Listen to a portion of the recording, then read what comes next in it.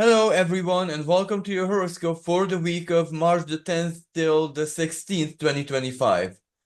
We are ahead of a very intense and powerful week from so very many different perspectives, and this is definitely gonna feel quite karmic. Even if perhaps the exact moment of the display of whatever is karmic might not take place exactly this week, it might take place in the following weeks, but the feeling of it, the energy of it, may that be communication, may that be inner awareness, something shifting, decanting, becoming very, very, very obvious within us. That's also part of the picture. Because, for example, in very many cases, before a very massive life change, which the person themselves uh, plays out, so it's not coming from the external whatsoever.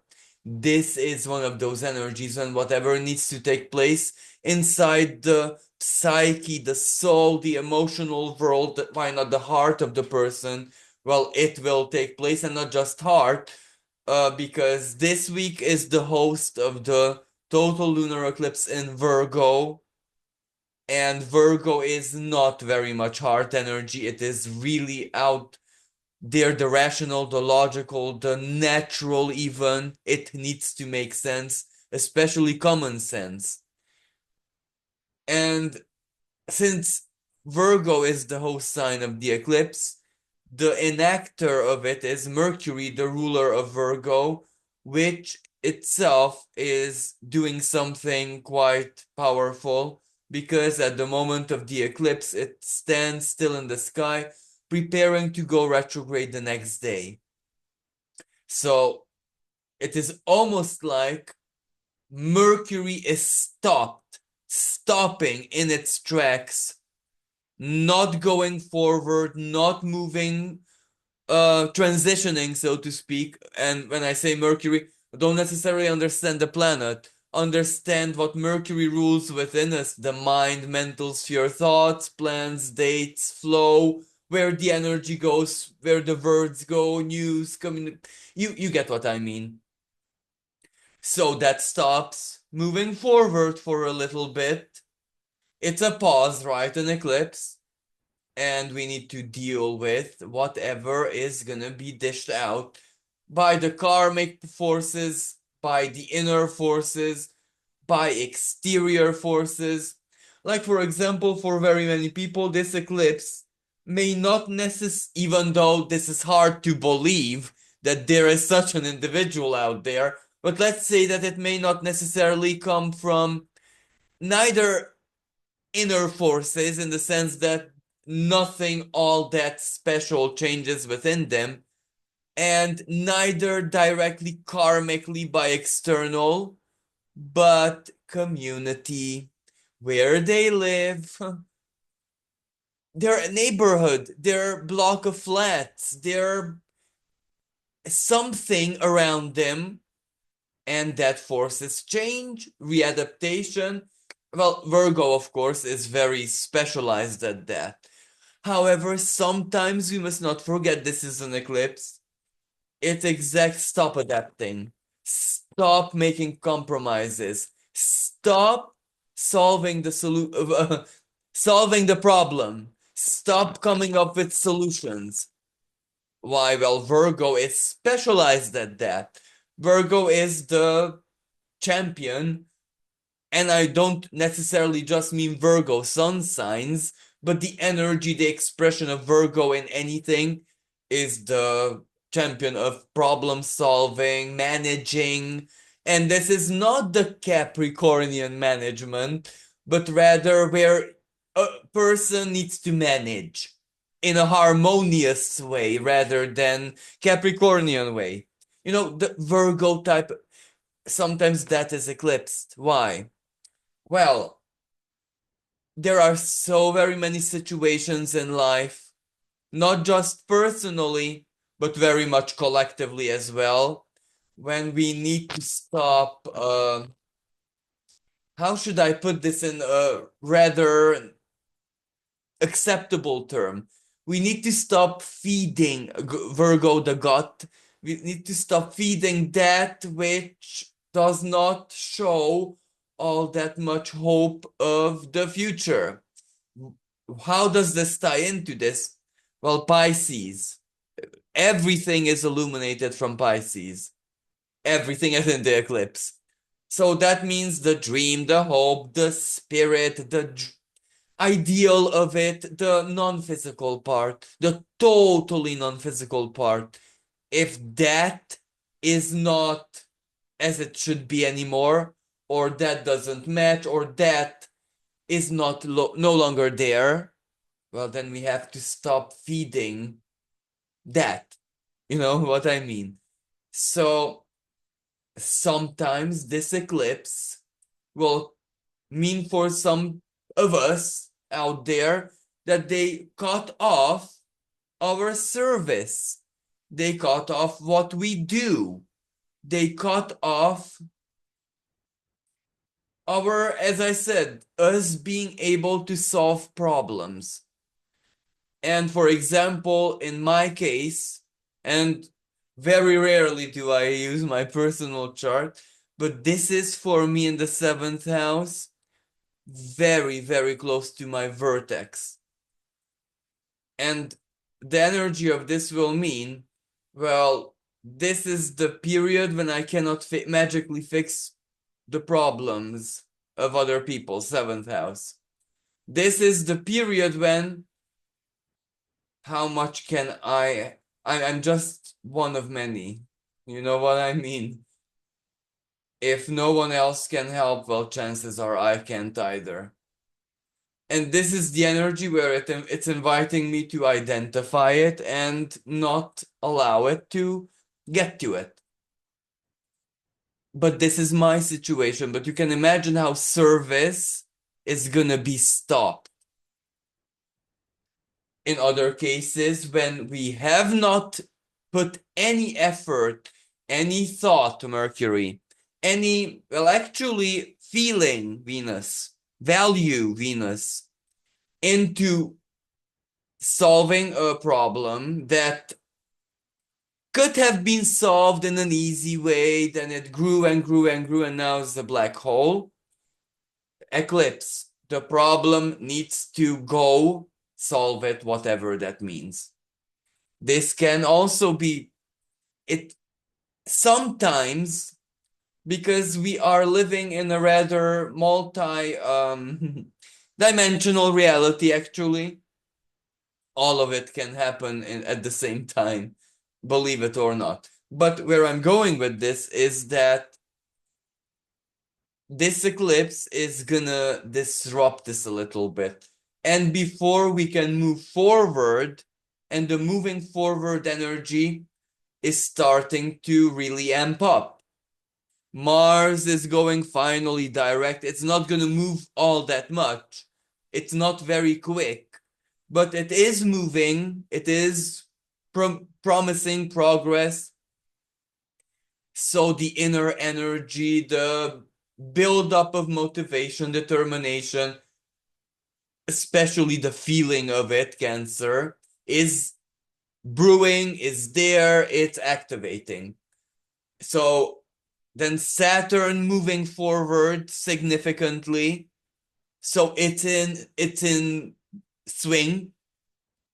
That also energetically pushes us towards, well, let me begin anew already.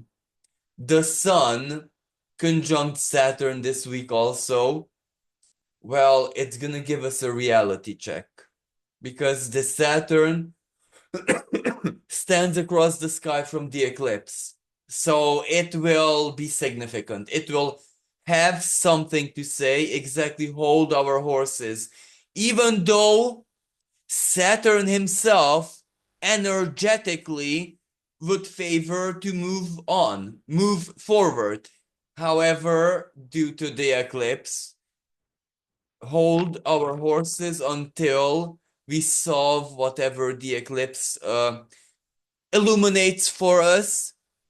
and at the same time we wait for the upcoming uh, partial solar eclipse in Aries, because that eclipse is saying much more about beginnings.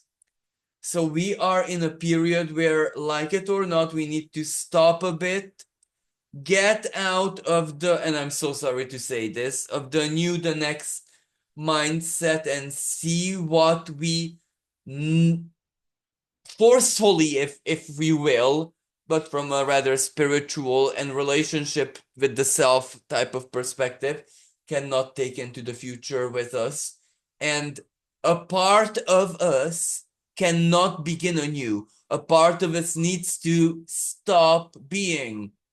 Of course, this isn't as dramatic as I make it sound to be, but if you think about it, well, Virgo, a routine needs to go from our lives. Who that routine made us to be each and every day will also be going.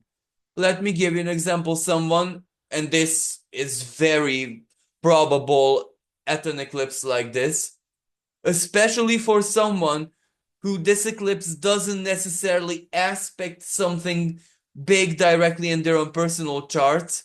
So it's not necessarily bent in stone, karmically orchestrated to the last meticulous display in a very, very personal way. However, it's a setup where the karmic forces, how should I even express this? Because it's not so easy to speak the spirit out, if you know what I mean. When the karmic forces align in such a way that this is the moment when quitting smoking, in my example, is the best possible moment in life. So that's also big. That will also feel like karma, and that's also strictly personal because it's the person doing it, and the person will go through the withdrawal symptom, and the person will need to replace that routine with something else, and the person will have to make sense in a rather philosophical way of what this experience meant for them. So very much there. Of course, if this aspects your chart very significantly, well, in my case, my vertex, but I have a natal vertex part of fortune opposition, so that means it aspects my part of fortune as well. And this is conjunct my ascendant and descendant. And that means a cardinal T-square in my chart. So if you are like me, this will affect you big time. However, still, for both cases, it's really the same energy, and it will change something for all of us. But before we get to the eclipse, as I said, Venus is already in retrograde, so she's slowly moving backwards. Mercury is not yet at the beginning of the week, so it is still making its way to 9 degrees of Aries. It's at 7, as you can see here. And also at the beginning of the week, we still have a really beautiful trine between Saturn's Sun, Mars. So Saturn conjunct Sun and Mars. This is really this can play out so very many ways. Either our own inner voices supporting us big time, spirit guides, ancestors, anything spiritual supporting us big time, family, people, loved ones supporting us big time. Okay, trine can also mean if their support is what's not okay in your life. For example, their support is controlling you, bothering you. That, of course, for some people, this can mean where freedom. But anyway, this comes from that I don't necessarily want to say that area of life, but rather that type of energy: home, family, house, community, belonging. And Pisces, of course, represents the unconscious, the emotional world, the psyche, that which is unseen, invisible, of course, even as secrets, even though that is Scorpio as well. Anyway, so this is a good energy because it prepares us. It really, really prepares us to face the eclipse, right? So, what this can also be something really positive for the new, where, okay, the eclipses are gonna stop us for a bit, pauses, but as preparation, as I'm pausing, but I know exactly what I'll be doing after the pause is gone. It's really, really good in that sense. And light of the sun adds clarity. And these are two fire energies, the combustion principles, Mars and the sun. So whenever they speak in harmony, like they support each other's fire. And both of them need the fire because on one hand, both of them are in water signs, and Mars is not so comfortable in the sign of Cancer. So, and Saturn gives a good solidity. Saturn gives a shoulder there, even if it's a spiritual shoulder, truth, morality, one's principles, one's inspiration by spirit, but in a realistic and healthy way. That's also how this trine can play out. So this is really, really good energy. Of course, you must not forget that everything, even the eclipse, goes under an erratic Neptune in Pisces. So, of course, everything is smoke and mirrors. We cannot trust all that much anything, except this is Saturn in Pisces, the truth. But when I say truth, not the rational, that's why Mercury is stopping.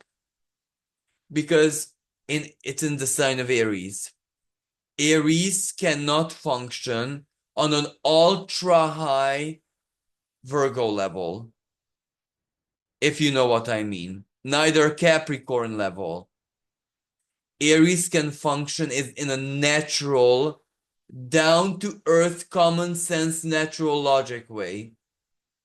So Mercury needs to strip himself under this retrograde. That's why it's going back into Pisces from the knowledge. Knowledge, and this is also the eclipse. Knowledge is corrupt. Let us not know, right? What's the best thing we can do, and everything is a lie.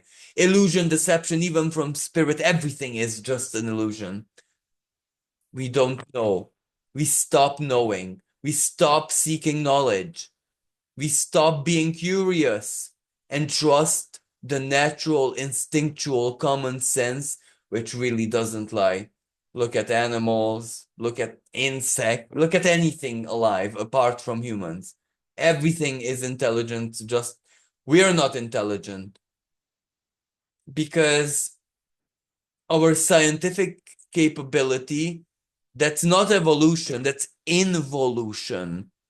Because we're just showing everything and everyone who wants to look at it how much we mistrust nature, how much we mistrust the divine, how much control freaks we are. We just don't trust the fact that our sheer consciousness is enough to give us what we want, and nature will cooperate with a smile on her face because she loves us. We don't trust all of that. So technology in the way it is today is a bit of a transgression.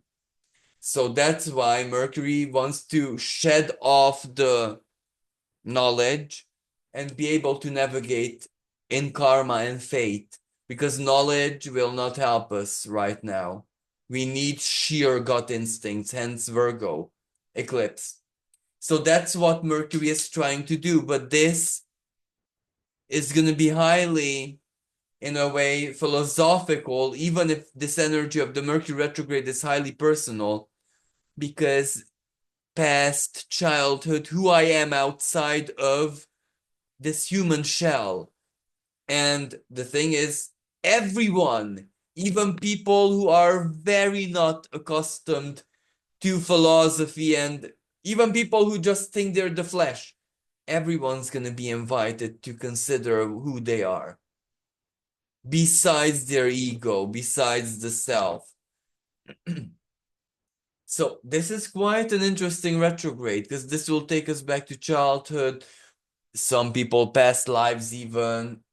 We're gonna meet under this Mercury retrograde colleagues from primary school, childhood friends, people who were convinced we can never ever see in this incarnation again, because they live in a different country or whatever reason you want to evoke here. We're on, and okay, not necessarily under this eclipse next week, but next week is the beginning, so it can happen next week as well. So, we can meet people who we never ever thought we were gonna meet in this incarnation ever again. This can be very magical. Okay, this can also be in a not so nice way, where imagine if someone running from the law thinks that they're safe. This is the type of energy where serial killers are caught, or people who are 1,000,000,000% convinced their secret is safe, and that's when it's spilled. So, okay, not the best energy when you'd want to avoid people, when you never ever want to see XYZ ever again in this incarnation. That can also be part of the game, especially that, well, it's Venus goes hand in hand with Mercury, and Venus does exactly the same thing as Mercury. Just that maybe Mercury is a bit, how should I say, quicker. But apart from that, they're almost like doing the same thing. Heart and mind together. Emotion, value, any expression of Venus counts here. The earthly Venus, the five senses, but also the heavenly Venus, the philosophy and the, how should I say, the principle of love, right? Especially that it's going back to the principalistic sign of Pisces. But she is going to get facts straight. She's romantic in Pisces, her exalted sign, but she's going back to get things straight, for the romance to make sense, not to be a total delusion or lie. So she means business, along with Mercury, who needs understanding, and not facts and figures and numbers. No. Emotional understanding, even divine understanding that sometimes only the self can offer the self, and integration. And then, of course, acceptance, embrace. Pisces, the sign of embrace. And then both Venus and Mercury together are heading towards Chiron. After the retrograde finishes towards May, both of them are going to be in Aries and heading towards Chiron. I'm not 1,000,000,000% sure the exact date when they will conjunct Chiron, but healing, right? Under a totally different layer and understanding and dimension of your own self wounds healing. Because after acceptance, you don't want to go back to how life and you were before the wound. The wound is sacred now. So this is what this energy is preparing all of us for, to see the sanctity in our wound and our wounding, to embrace the person who our wounding created us to become.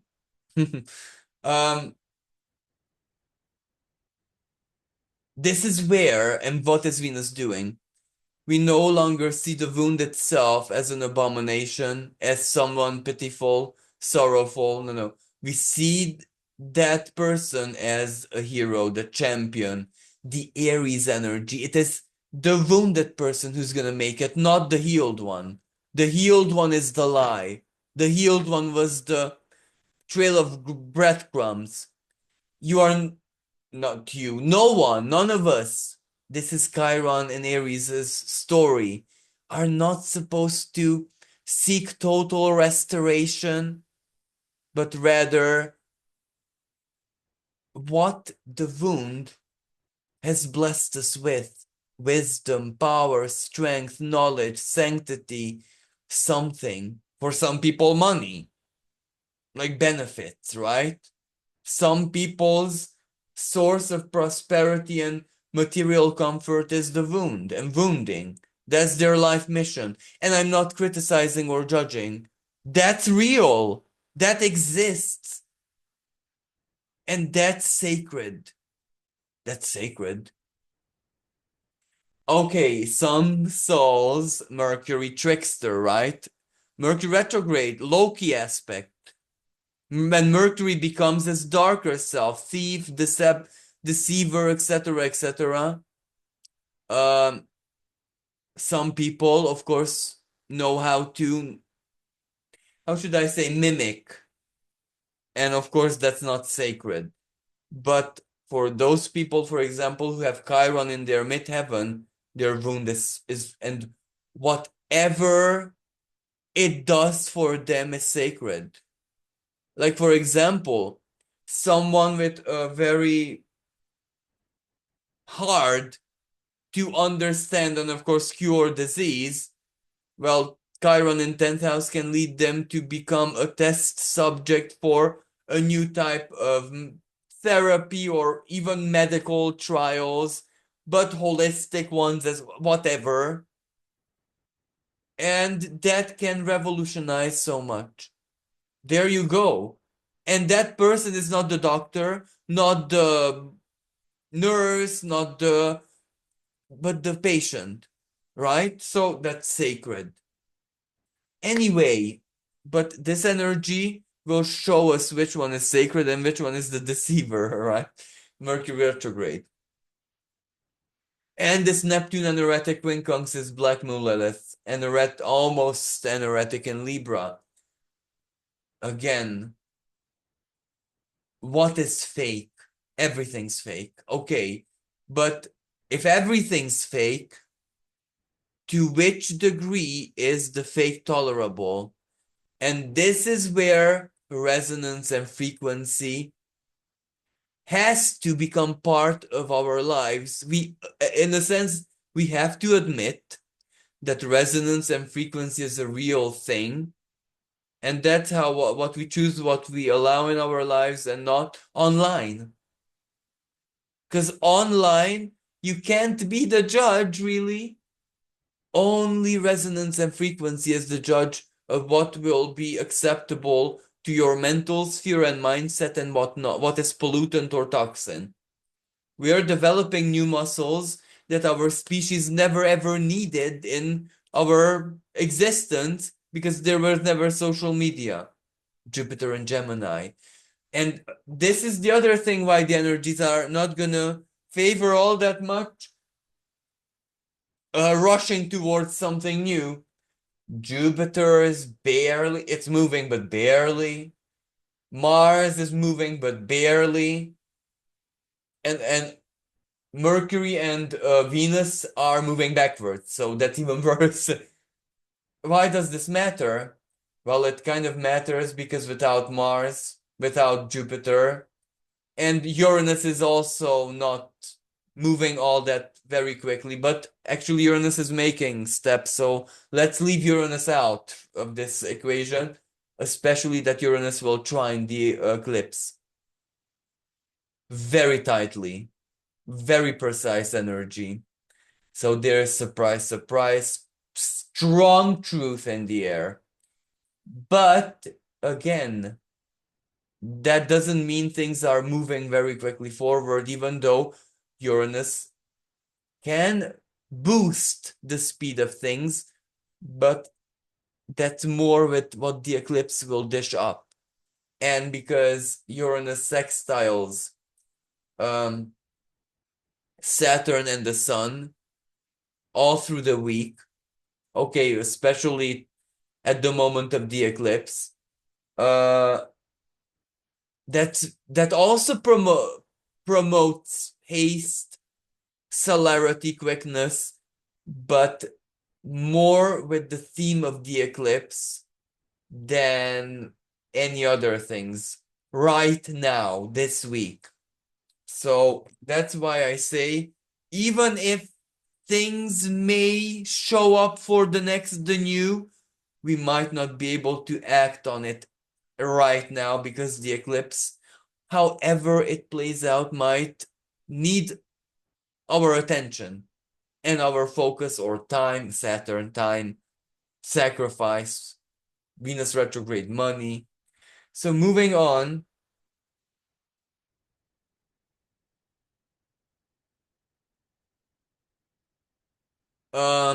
On the 11th, we can see Saturn conjunct the Sun in Pisces, a powerful inner reality check.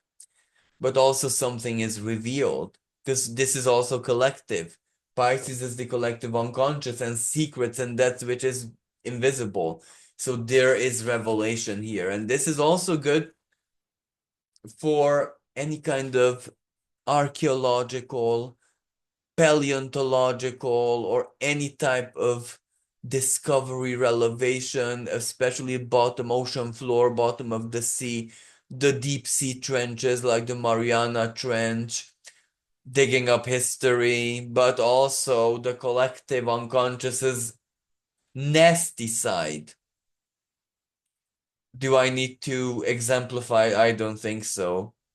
My religion, your religion, my border, your land, these types of stuff, and Venus retrograde, there's gonna be a lot of debate here. But fortunately, the debates, well, about money, Venus, obviously, are gonna include morality. Maybe for the first time, and this is how we see we don't live in the age of Earth anymore. There's gonna be big refusal of immoral money. I don't want your money. Keep your money, I don't care. You're not buying me, I don't want your money. Your money is worthless to me, morally speaking. And we might see this from people who we don't really, who we thought were exactly the opposite, who we thought were just capitalistic. Anyway, there is going to be show, and without a doubt, on the world stage, especially because both Venus and Mercury are heading towards the 0 degrees Aries, not just once, but 3 times. 3 times? No, 2 times. But on this 11th, they're actually conjunct. Just that Venus is going backward, Mercury still forward. I find this really amazing because Mercury, the Venus retrograde theme, what is Venus? Our emotional world, our what we love, our pleasure, our senses, what are they telling us things in?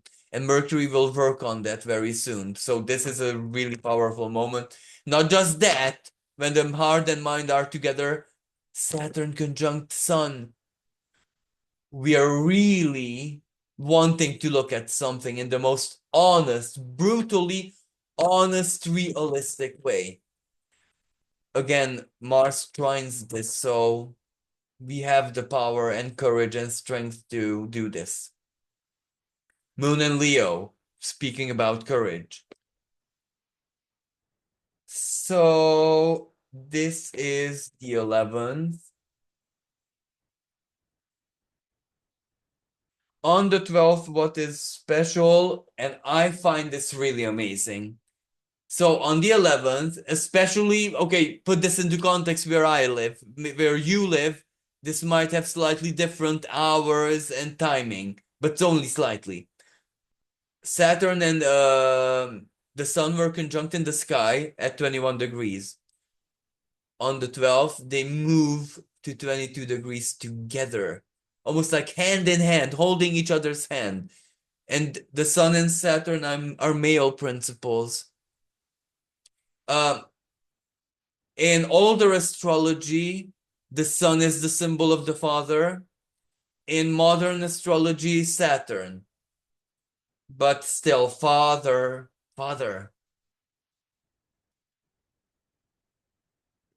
Trine Mars, of course, the father's responsibility to do something.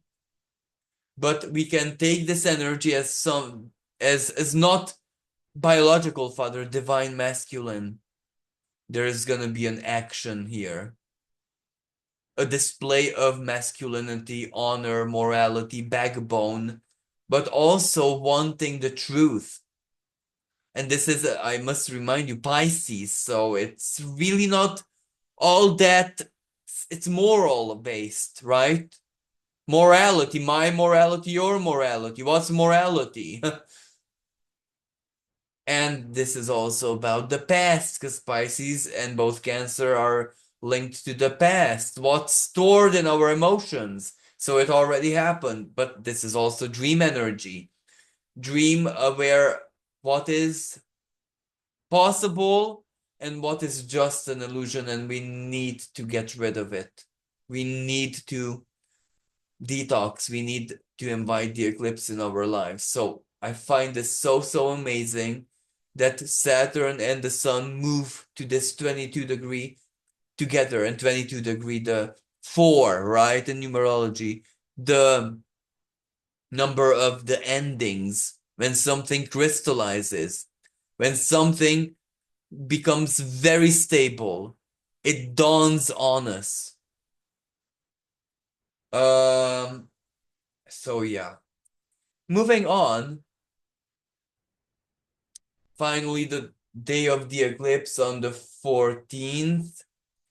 I'm not gonna be speaking all that much more about this eclipse because I have a specially recorded video, but I really like the Sabian symbol, Mary, little girl and her lamb. The symbol of innocence, but it's an eclipse. Innocence is gone. But for others, innocence is restored. It really depends on the situation and how we look at this. But also, this, I'm not going to go into details. You can find it in the specially dedicated video for the eclipse and the retrogrades as well, where a few fixed stars, but also dwarf planets, trans-Neptunian objects, speak about sexual, well, activity, but of the unexpected kind. So this energy can represent, and I'm so sorry to say this, rape. So because penetration. You know, when a fixed star is very notorious for exactly this, and Uranus is on it, and it's conversing heavily, then let's be careful. But then again, this can very well, trine, right? This can very well be the moment we, the how should I say this so it doesn't sound so bad and I'm not gonna get roasted for this. Someone desperate has been waiting for years. Finally, it happens unexpectedly, not the way one plans, but it happens. So it really, it changes everything in both cases, but still be careful, especially if you're a highly sensitive person. Be careful around situations. Like, don't provoke, don't avoid if you are not comfortable. But so, okay, I think everything is crystal clear, but this can also represent, you know, earthquakes, literally volcanic activity, sea quakes, the bottom of the ocean, but politically, financially as well.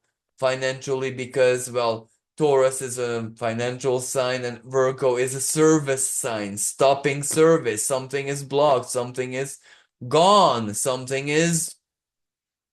So, and medical access, Pisces, Virgo. Something in the medical industry, maybe a protest, a strike, a stopping service, a crisis, eclipses.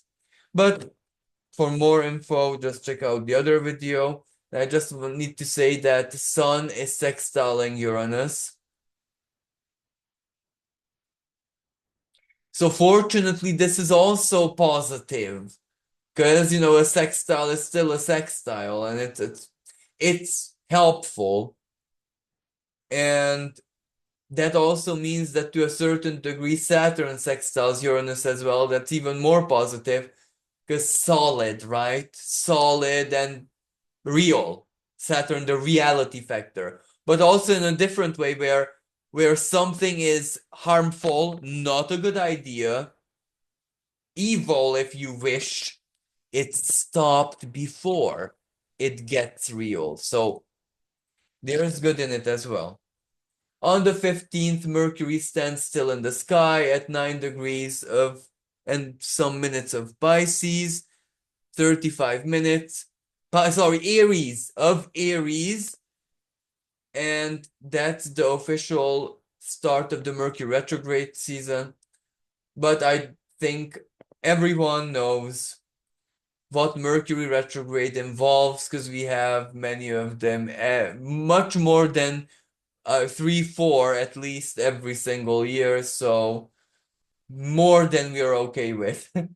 And I'm a Gemini, so I know Mercury retrogrades very, very well. So it begins. Be very careful, especially when Mercury stands still in the sky, because Neptune is stationary as well. Sorry, no, sorry. Neptune's anoretic as well. Deception, con, too good to be true, etc., etc., etc. But also the con can come from within. Be very careful. On this day, don't trust any hype, any too good to be true. Avoid dangerous situations, including financially, especially financially, and especially love situations, because Venus is conjunct. Venus already retrograde, so avoid.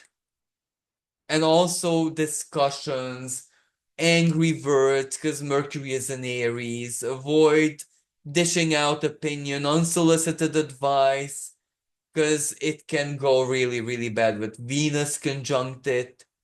When both of these planets are back in Pisces, it will be different. But right now, avoid. And avoid drawing conclusions. This is where let's not analyze body language, what he said, she said, all that much, because we don't know yet. If there's a red or green flag, okay, it's there. Let's wait before we, because this energy, the darkest expression, is exactly like fishing, sign of Pisces. But we're the fish. Let's not trust the bait. So I must say this. And then finally, on the 16th, what is a bit special is that the Sun is conjunct the North Node. The dream, the inner faith, our connection with the divine. The essence of this eclipse and all this period is actually, and all of North Node in the sign of Pisces, especially this one in 2025, 2026, is that we need to find our connection unique, one-on-one, personal. No Bible, holy book, ancient wisdom, guru, no one, absolutely no one, not even spirit or spiritual or energetic or whatever being you want. Only us and the divine need to how should I even express this in the most relevant way? Agree upon a relationship. Who are we to each other? What are we doing with each other? What's our relationship? What do we want from each other? Who are we to one another? Because the divine is different to all of us. It's not where it's one and the same to everyone. Only the love part is. But the nature, uniqueness of the relationship, but that's the play of life. That's life. If you allow comfort and the illusion to take that away, then we haven't lived anything really. We haven't. So this period for everyone, and this is what the eclipses are going to be doing, and Saturn and Neptune and everything really, and the Mercury Venus retrogrades too. What is our relationship with the divine? Because I saw people who have a cold relationship and they're extraordinarily happy, vice versa. Because coldness, let me live, leave me alone, only bother me when it's very, very important. That's respectful. That's honest. That's respectful. That can work. That's good. The person is being honest to who they are. This is their incarnation, their earthly life, their earthly body, and a life comes with pain. If no one, especially the divine, will take the pain away magically, as fairy tales, it won't. So that's why a cold relationship is absolutely honest, respectable, as long as it's kept in a, how should I say, honest state, honesty. Because what does dishonesty mean in this sense? Well, for example, my own father is like such a person. They will never ever beg for help. Never ever. That's honest, that's respectful, that's okay. The divine is a massive fan of that because you leave the lion or, I don't know, rabbit, grizzly alone. And you can still respect it and find it majestic, right? Hypocrisy, when we are only nice and honorable when we have great needs, that's not so much. So we need to figure out our relationship and make it honest and real. Okay, this is exactly what the reformist movement was about the last time, not now in 2020, in 1518, if I'm not 1520, 1520 something, the reformist movement, when Saturn and Pluto last met in the sign of Capricorn. I repeat, not now in 2020, before 2020, so 15 something. That's exactly what's happening now. Just how back then everyone needed to find their relationship with the divine again, without intermediaries, without paying for the forgiveness of sins and services, spiritual services, because it's free. You don't do it to get paid. It's free. It's right. It's your right. So the same thing is happening right now. So this eclipse is going to be a big moment in that. Thank you for listening, and until next time, bye for now.